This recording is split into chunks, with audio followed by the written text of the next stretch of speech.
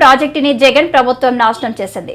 పోలవరం ప్రాజెక్టుకు పెట్టిన ఖర్చు చూస్తే 2014-19 మధ్య టీడీపీ ప్రభుత్వం 11,762 కోట్లు ఖర్చు పెడితే 2019-24 మధ్య వైసీపీ ప్రభుత్వం 4,167 కోట్లు ఖర్చు పెట్టింది అని మంత్రి నిమ్మల అసెంబ్లీలో మాట్లాడారు.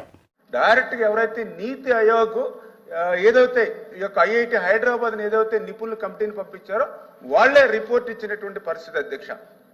అదేవిధంగా ఏదైతే చాలా క్లియర్ గా ఆ రోజు ఏజెన్సీని మార్చవద్దు, ఎందుకంటే ఏజెన్సీలు మారిస్తే ఒకే వర్క్ ని 2 ఏజెన్సీలు పనిచేస్తే రేపొద్దున ఆ వర్క్ కి ఏదైనా ప్రమాదం జరిగితే ఎవరు బాధ్యత వహిస్తారని చెప్పి ఆ రోజు పీపీఐ కూడా ఆ రోజు రాష్ట్ర ప్రభుత్వానికి లేఖలు రాశారు, వార్నింగ్ ఇచ్చారు, రిక్వెస్ట్లు చేశారు. అయినా కూడా ఆ రోజు ప్రభుత్వం పెడచెవిని పెట్టినటువంటి పరిస్థితుల్లోనే ఆ రోజు ఆ డయాఫ్రమ్ వాళ్ళు నష్టపోయినటువంటి పరిస్థితి అధ్యక్ష. దానివల్ల ఈ రోజు మళ్ళీ కొత్త డయాఫ్రమ్ వాళ్ళు నిర్మాణం చేసుకోవాలి అనేటువంటిది ఇవాళ ఇంటర్నేషనల్ ఎవరైతే ఎక్స్పర్ట్స్ కానీ వీళ్ళందరూ కూడా ఇచ్చిన రిపోర్ట్ ప్రకారం చూస్తే దగ్గర మళ్ళీ 990 కోట్లతోటి మళ్ళీ ఈ రోజు కొత్త డయాఫ్రమ్ వాళ్ళని నిర్మాణం చేసుకునేటువంటి పరిస్థితి దుస్థితి మరి గత ప్రభుత్వ నిర్వాహకం వల్ల వచ్చినటువంటి పరిస్థితి అధ్యక్ష. నెంబర్ 1.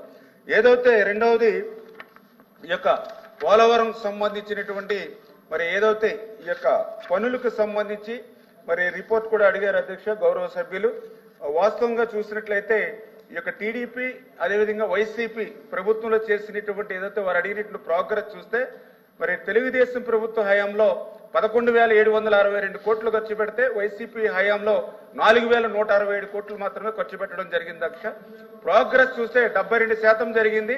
ఇక్కడ ప్రోగ్రెస్ చూస్తే 3.84% మాత్రమే జరిగింది అధ్యక్ష. అదేవిధంగా కేంద్రం దారి మళ్లింపు నిధులు చూస్తే టీడీపీ హయాంలో ₹1 కూడా మళ్లింపు లేదు. వైసీపీ హయాంలో 3,385 కోట్లు కేంద్రం రియంబర్స్మెంట్ అమౌంట్ మరి దారి మళ్లింపు జరిగింది అధ్యక్ష. అదేవిధంగా ప్రశంసలు చూస్తే ఆ రోజు తెలుగుదేశం ప్రభుత్వంలో కేంద్ర మంత్రులు ప్రశంసలు ఇచ్చారు, గిన్నిస్ బుక్ రికార్డులు కూడా ఆ రోజు ఎక్కినాయి అధ్యక్ష. మరి అదే వైసీపీ హయాంలో చూస్తే నిపుణులు, పీపీఏ, ఐఐటి హైదరాబాద్ వీళ్ళందరూ కూడా చివాట్లు వచ్చినటువంటి పరిస్థితి అధ్యక్ష. అదేవిధంగా టీడీపీ హయాంలో ఎప్పుడు కూడా 45.72కే కన్ఫర్మ్ అయ్యేది అధ్యక్ష. కానీ వైసీపీ హయాంలో 41.15 మీటర్లకే కన్ఫర్మ్ అయినటువంటి పరిస్థితి అధ్యక్ష. అదేవిధంగా అంచనా కూడా టీడీపీ హయాంలో 55,548 కోట్లకు ఆమోదం పొందాం అధ్యక్ష. కానీ వైసీపీ హయాంలో నిధులు అడగలేనిటువంటి దైన్యం అధ్యక్ష. అదేవిధంగా టీడీపీ హయాంలో పోలవరం అనేది ఒక పర్యాటక ప్రాంతంగా ఉంది అధ్యక్ష. అదే వైసీపీ హయాంలో నిషేధిత ప్రాంతంగా ఉన్నటువంటి పరిస్థితి అధ్యక్ష. అదేవిధంగా ఇప్పుడు గౌరవ సభ్యులు కూడా అడిగారు లక్ష్మణరావు గారు పునరావాసం గురించి. వాస్తవం అధ్యక్ష, ఎందుకంటే పోలవరం ప్రాజెక్టు నిర్మాణం ఎంత ముఖ్యమో ఆ నిర్మాణానికి ఏదైతే తమ విలువైన భూములు ఇళ్లను కోల్పోయి సహకరించినటువంటి నిర్వాసితులు ఎవరైతే ఉన్నారో వాళ్ళని ఆదుకోవాల్సిన బాధ్యత మానవత్వం. ఎందుకంటే ఈ రాష్ట్రం కోసం ఈ రైతాంగం కోసం తాము త్యాగం చేసిన నిర్వాసితులు కూడా గుర్తుపెట్టుకోవాలని ఆ రోజు తెలుగుదేశం ప్రభుత్వ హయాంలో 4,144 కోట్లు కాలనీలకి నిర్మాణం కానీ ముంపు బాధితులకు ఇచ్చాం అధ్యక్ష. ఆ రోజు తెలుగుదేశం ప్రభుత్వంలో నిర్మాణం చేసినటువంటి కాలనీలే తప్ప గత 5 సంవత్సరాల్లో మళ్ళీ ఒక్క పునరావాస కాలనీ కూడా నిర్మాణం జరిగినటువంటి పరిస్థితి లేదు అధ్యక్ష. మరి ఏదైతే ఆ రోజు నిర్వాసితులు మరి కొంతమేర సంతోషంగా ఉన్నటువంటి పరిస్థితి, కానీ గత వైసీపీ ప్రభుత్వంలో వరదలు వస్తే మరి మమ్మల్ని మా తెలంగాణలో తిరిగి కలిపేయండి వాళ్ళు రోడ్డెక్కిన పరిస్థితి వచ్చింది అని అంటే ఆ ప్రభుత్వానికి గత ప్రభుత్వానికి తేడా ఏంటనేది క్లియర్ గా అర్థమవుతున్నటువంటి పరిస్థితి అధ్యక్ష. అదేవిధంగా ఏదైతే పోలవరానికి సంబంధించి నిధులు దారి మళ్లింపు ఏమైనా జరిగిందా అని చెప్పేసి గౌరవ సభ్యులు కూడా నాయుడు గారు కూడా అడగడం జరిగింది అధ్యక్ష.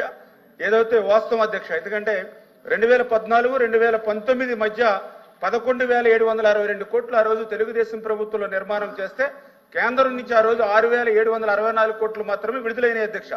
అదే వైసీపీ హయాంలో వాళ్ళు చేసినటువంటి పనులు కేవలం 4,167 కోట్లు అయితే గత తెలుగుదేశం ప్రభుత్వంలో చేసినటువంటి పనులకు సంబంధించిన బిల్లులు కూడా 8,382 కోట్ల రూపాయలు వైసీపీ హయాంలో వచ్చినాయి అధ్యక్ష.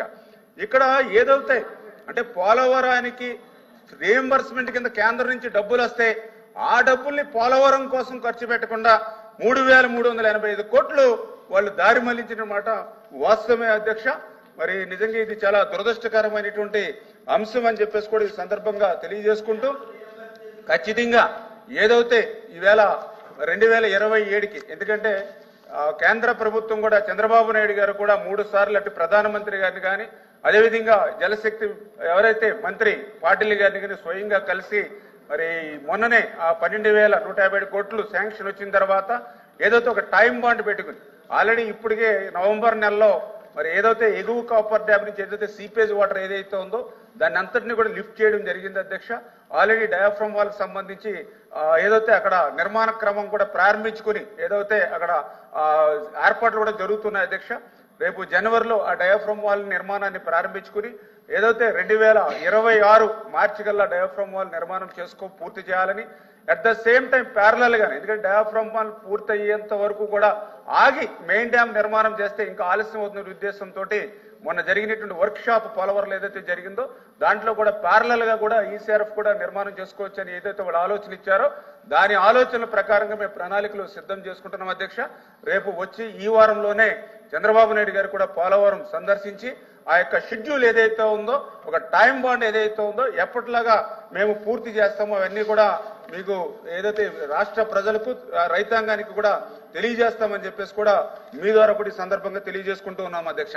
ఎందుకు నేను ఈ మాట చెప్తున్నానంటే గత ప్రభుత్వం మాదిరిగా కాకుండా, ఎందుకంటే పెద్ద వివాదాల జోలికి వెళ్ళట్లేదు.